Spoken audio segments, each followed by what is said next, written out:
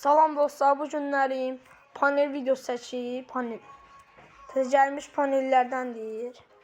Güclü dama satılır ha, 5 manatdır. Rodno. Güclü paneldir dostlar. Və vurduğun kafadır. Endirim də olacaq. Takipçilərimə 3 manata verərəm, takipçilərimə. Takip olmayanlara 4-5 manat. Belə arası. Getdik, görün nətər panel. Oynamalı da yani belə. El atsam paneldə. Evet daha. İndi qoşuram. Hər cür yolu var. Batma, hər şey var, hər şey. Hekayətimə tökünməsə, sıqılatma da var. Ondan sonra belə qoysaq yaxşıdır.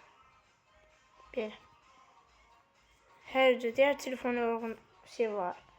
FPS da götürür. Hayda. Dostlar geri döndük, bəli. Adımı hələ 3 gün, 2 gündən sonra dəyişəcəm adımı. Kart yoxdur, dostumla açmışıq kart. Amma dostlar, indi burada qoşuruq paneli. Haradaydı ola? Cəryan qəbul, sən qoşuldu. Qoşuldu. Baxın dostlar sizdə. Bax fırfırsı da qoyuram. Bax hamısını qoyuram, hamısını. İstəyirəm belə qoyuram. Hər cür olur da.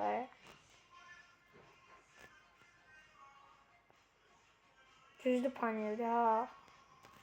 Rəng də qoymaq olur. Ondan sonra sağa sola. Geçərlik dökülmə səviyyə. General Miray. Şimdi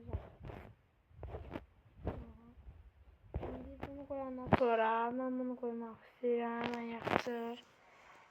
Ondan sonra keçirik fırpısıya. Fırpısı koyuyoruz telefonuma. Durur bize gedirik oynaya.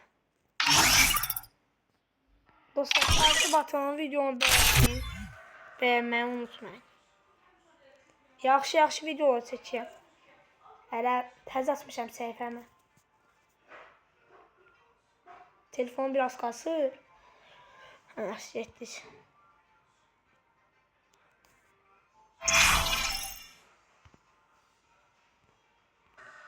Deməli dostlar gəldik. Bu da bax belə. Şahsiyyətim biraz pisdir. Gerçek ha. Telefon bomba.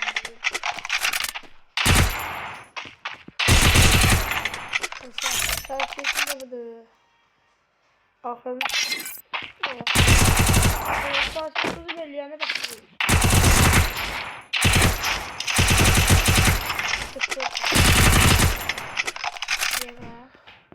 Bunu da koşar.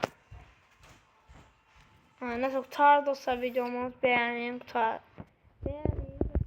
Videomu beğenin.